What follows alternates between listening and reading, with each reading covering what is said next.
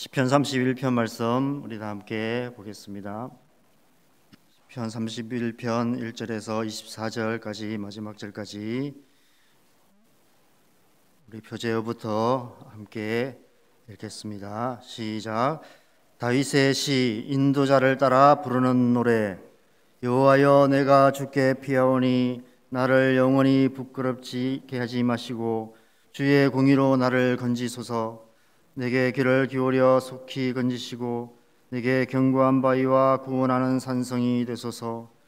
주는 나의 반석과 산성이시니 그러므로 주의 이름을 생각하셔서 나를 인도하시고 지도하소서. 그들이 나를 위하여 비밀이 친 그 물에서 빼내소서. 주는 나의 산성이시니이다. 내가 나의 영을 주의 손에 부탁하나이다. 진리 하나님 여호와여, 나를 속량하셨나이다. 내가 허탄한 거짓을 숭상하는 자들을 미워하고 여호와를 의지하나이다. 내가 주의 인자하심을 기뻐하며 절구할 것은 주께서 나의 고난을 보시고 환난 중에 있는 내 영혼을 아셨으며 나를 원수의 수중에 가두지 아니하셨고 내 발을 넓은 곳에 세우셨음이니이다. 여호와여, 내가 고통 중에 있사오니 내게 은혜를 베푸소서. 내가 근심 때문에 눈과 영혼과 몸이 쇠하였나이다. 내 일생을 슬픔으로 보내며 나의 연수를 탄식으로 보내며 내 기력이 나의 죄악 때문에 약하여지며 나의 뼈가 쇠하도소이다. 내가 모든 내 적들 때문에 욕을 당하고 내 이웃에게서는 심히 당하니 내 친구가 놀라고 길에서 보는 자가 나를 피하나이다. 내가 잊어버린 바됨이 죽은 자를 마음에 두지 아니함 같고 깨진 그릇과 같으니이다. 내가 무리의 비방을 들었으므로 사방의 두려움으로 감싸였나이다. 그들이 나를 치려고 함께 의논할 때에 내 생명을 빼앗기로 꾀하였나이다. 여호와여, 그러하여도 나는 주께 의지하고 말하기를 주는 내 하나님이시라 하였나이다. 나의 앞날이 주의 손에 있사오니 내 원수들과 나를 핍박하는 자들이 손에서 나를 건져 주소서. 주의 얼굴을 주의 종에게 비추시고 주의 사랑하심으로 나를 구원하소서. 여호와여, 내가 주를 불렀사오니 나를 부끄럽게 하지 마시고 악인들을 부끄럽게 하사 서울에서 잠잠하게 하소서. 교만하고 완악한 말로 무례히 의인을 치는 거짓 입술이 말을 못하는 자 되게 하소서. 주를 두려워하는 자를 위하여 쌓아두신 은혜, 곧 주께 피하는 자를 위하여 인생 앞에 베푸신 은혜가 어찌 그리 큰지요. 주께서 그들을 주의 은밀한 곳에 숨기사 사람의 꾀에서 벗어나게 하시고 비밀이 장막에 감추사 말다툼에서 면하게 하시리이다. 여호와를 찬송할지어다. 견고한 성에서 그의 놀라운 사랑을 내게 보이셨음이로다. 내가 놀라서 말하기를 주의 목전에서 끊어졌다 하였사오나 내가 주께 부르짖을 때에 주께서 나의 간구하는 소리를 들으셨나이다. 너희 모든 성도들아, 여호와를 사랑하라. 여호와께서 진실한 자를 보호하시고 교만하게 행하는 자에게 엄중히 갚으시느니라. 여호와를 사랑하는 너희들아, 강하고 담대하라. 아멘. 우리 잠깐 개인적으로 묵상하는 시간 갖겠습니다. 함께 말씀을 보겠습니다. 허탄, 거짓, 고난, 환난, 고통, 근심, 슬픔, 탄식, 욕, 비방, 두려움, 핍박, 교만, 완악, 무례, 말다툼. 오늘 이 시편에 기록되어 있는 부정적인 단어들입니다. 다윗의 삶에서 끊임없이 겪어왔고 또 지금도 누군가로부터 당하고 있는 고통들입니다. 이 모든 단어들은 오늘날 우리의 인생에서도 우리를 고통스럽게 하는 단어들이기도 합니다. 다윗이 지금 어떤 상황에서 이 시편을 쓰고 있는지 알 수 없지만 이 모든 부정적인 단어들을 총망라하고 있는 것을 보면 그의 인생에서 가장 극한 고난의 상황이 아니었을까 생각됩니다. 그 고통이 얼마나 심했는지 9절 말씀에서는 눈과 영혼과 몸이 쇠하였다라고 말씀하고 있습니다. 10절에서는 기력이 약해지고 뼈까지도 쇠한다라고 말합니다. 그래서 12절에서 마치 죽은 자 같고 깨진 그릇과 같이 되었다라고 고백하고 있습니다. 누구로부터 당하는 고통일까요? 4절에 그들이라고 말씀하고 있습니다. 이후의 구절들에 기록된 자들을 말합니다. 6절에 허탄한 거짓을 숭상하는 자들이라고 말합니다. 허탄한 거짓말로 모함하고 비방하는 자들을 말합니다. 8절에서는 그들을 원수라고 말합니다. 11절에서는 대적들뿐 아니라 이제는 내 이웃, 친구, 길에서 보는 자까지도 포함된다고 말하고 있습니다. 13절에서는 무리라고 말합니다. 한두 사람이 아니라 다윗을 둘러싼 수많은 무리들로부터 고통을 당하고 있다는 것입니다. 그래서 사방이 두려움으로 감싸였나이다 라고 고백하고 있습니다. 여러분, 허탄한 거짓이나 부정적인 말들, 비방하는 말의 특징이 그렇습니다. 점점 더 눈덩이처럼 불어나 순식간에 큰 무리를 이루는 것입니다. 나중에는 내 이웃들, 친구들, 내가 알지는 못하는 길에서 보는 자들까지도 대적의 무리가 되는 것입니다. 거짓 뉴스가 마치 사실인 양 공유되어 큰 대적의 무리를 이루는 것입니다. 15절에서는 그들을 내 원수들과 나를 핍박하는 자들이라고 말합니다.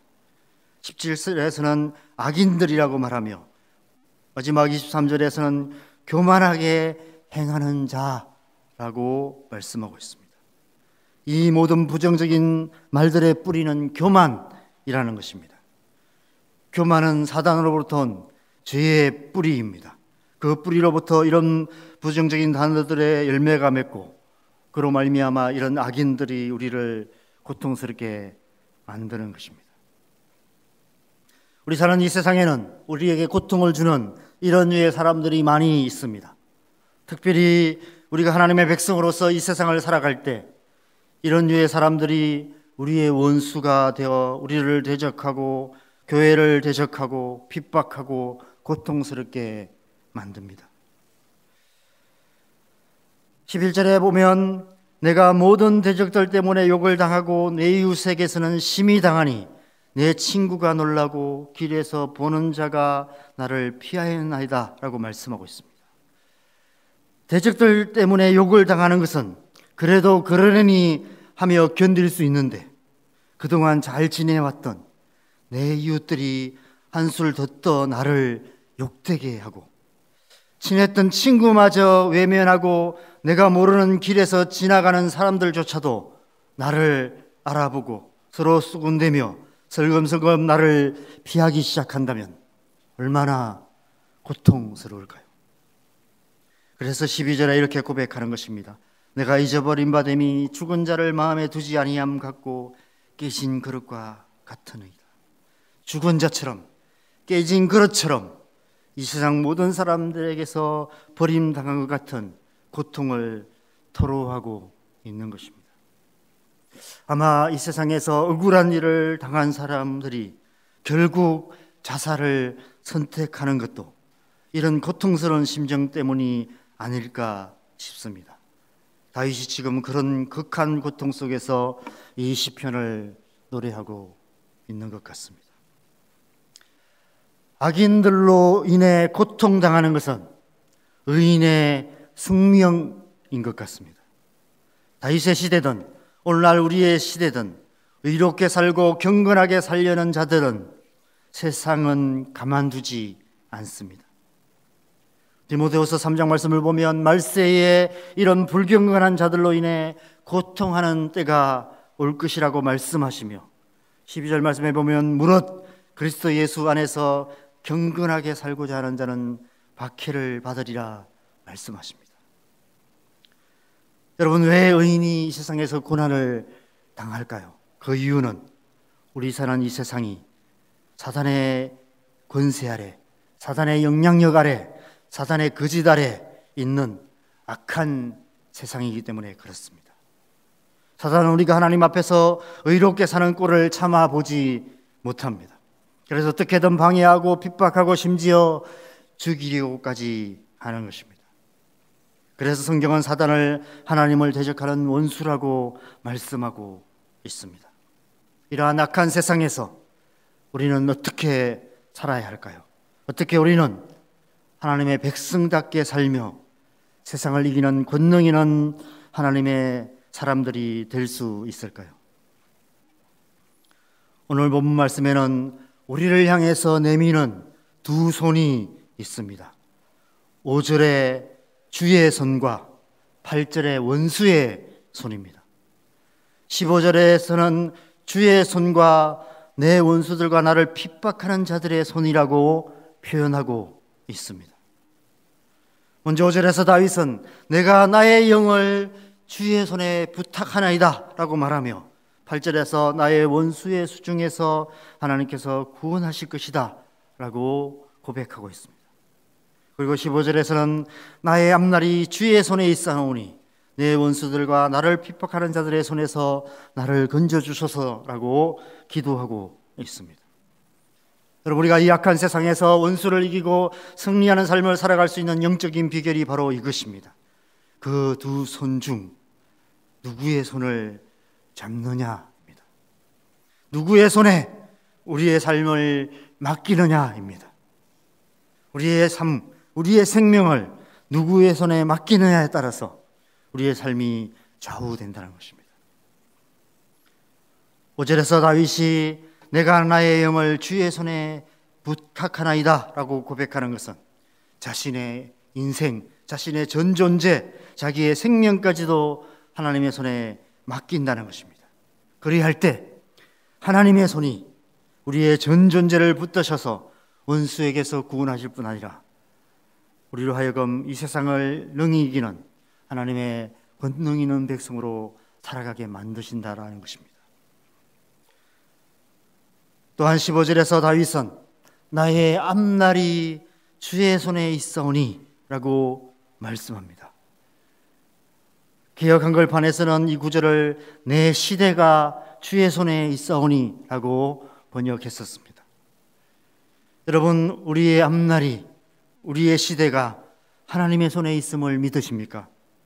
나의 생명과 나의 건강까지도 하나님의 손에 있음을 여러분 믿으십니까?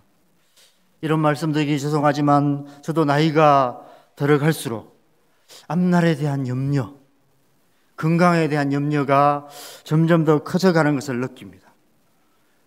이 남산교회에서 이 부목사로서 임기가 끝나면 앞으로 내 삶은 어떻게 될까? 지금까지 아무 대책 없는 삶을 살아왔는데 이제라도 노후 대책을 세워야 하지 않을까? 그런데 가면 갈수록 점점 더 아무것도 계획할 수 없는 삶을 살 수밖에 없는 것 같습니다. 이전에는 점점 더 좁아지긴 했지만 길이라도 보였는데 가면 갈수록 더 좁아져서 이제는 길도 안 보이는 것 같이 느껴집니다. 앞으로 계획이 무엇이냐 물으면 내일 일을 알 수 없다라는 성경적인 대답밖에 할 말이 없습니다. 그래서 더욱 하나님만 의지할 수밖에 없는 것 같습니다. 내 시대를, 내 앞날을 오직 하나님의 손에 맡기고 믿음으로 하루하루를 살아갈 수밖에 없는 것 같습니다. 내일이라도 당장 하나님께서 내 생명을 거두어 가신다면 내 인생은 오늘밖에 없는 것이 아닌가, 이런 생각을 하며 살아간다는 것입니다. 내일을 하나님의 손에 맡기고 오늘 하루가 마지막인 것처럼 살아가는 것이 이 세상에서 하나님의 백성들의 합당한 삶의 태도가 아닐까 생각됩니다. 건강에 대한 염려가 생깁니다. 소화가 조금만 안 되어도 혹시 큰 병 아닐까, 내시경 해봐야 되지 않나 하는 생각이 듭니다. 나중에 우리가 환우들을 위해 함께 기도할 텐데 우리 교회에 중한 질병으로 고통하시는 환우들이 많이 계십니다. 이 말씀을 묵상하면서 그분들의 지금 심정이 어떨까 생각해 보았습니다. 앞날이 보이지 않는, 내일 당장 내가 살아있을 수 있나, 점점 더 건강이 약해지고 병이 깊어져 가시는 몇몇 분들 생각하면 앞으로 살 날이 얼마 남지 않았을지도 모른다는 생각 때문에 하루하루가 참 고통스럽지 않을까 이런 생각이 듭니다. 그런데 그것은 건강한 사람들도 마찬가지입니다. 그 누구도 건강을 자신할 수 없기 때문입니다. 어느 날 갑자기 큰 병이 생겨서 우리의 생명이 한순간에 다할 수도 있는 것이 우리의 인생이기 때문에 그렇습니다. 우리의 미래에 대한 염려, 건강에 대한 두려움, 이 모든 것을 이기는 길은 다윗처럼 우리의 영을, 우리의 앞날을 주의 손에 온전히 맡겨드리는 것입니다. 그리할 때 주의 손이 우리를 구원하시고 주의 손이 우리의 앞날을 책임지실 것입니다. 이 시편에는 우리에게 고통을 주는 수많은 부정적인 단어들로 가득합니다. 그러나 그 모든 부정적인 단어들을 한꺼번에 다 썰어버리는 놀라운 말씀이 이 시편 속에 기록되어 있습니다.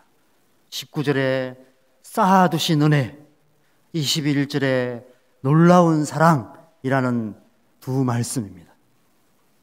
하나님께서 하나님을 두려워하는 자를 위하여 은혜를 쌓아두신다고 말씀하십니다. 주의 손에 자신의 생명까지 맡기며 나의 앞날이 주의 손에 있사오니라고 고백하며 주께 피하는 자에게 하나님께서 하늘에 쌓아두신 은혜를 아낌없이 베풀어 주신다고 말씀하십니다. 그 은혜가 저는 하늘에 쌓여 있다고 생각합니다. 왜 하나님께서 그 은혜를 하늘에 쌓아두실까요? 이 땅에 쌓기에는 너무 큰 은혜이기 때문에 그렇습니다. 우리가 찬양했던 것처럼 저 하늘 높이 쌓아도 다 채우지 못하는 은혜, 사랑이기 때문에 그렇습니다. 21절에서 하나님께서 그 놀라운 은혜를 쌓아두시고 우리에게 아낌없이 베푸시는 이유는 우리의 어떠함 때문이 아니라 오로지 그의 놀라운 사랑 때문이라고 말씀하고 계십니다.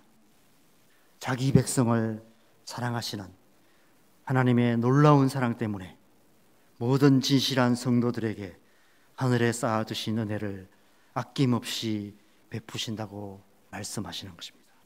약속하시는 것입니다. 그 은혜, 그 사랑의 손이 우리와 함께하고 계심을 믿으시기 바랍니다. 그 은혜의 손, 그 사랑의 손에 우리의 영과 우리의 앞날을 다 맡겨드리고 오직 하나님만 사랑하며 강하고 담대하게 하나님만 바라는 삶을 살아가시기 바랍니다. 전능하신 하나님께서 우리와 함께 하십니다. 함께 기도하시겠습니다.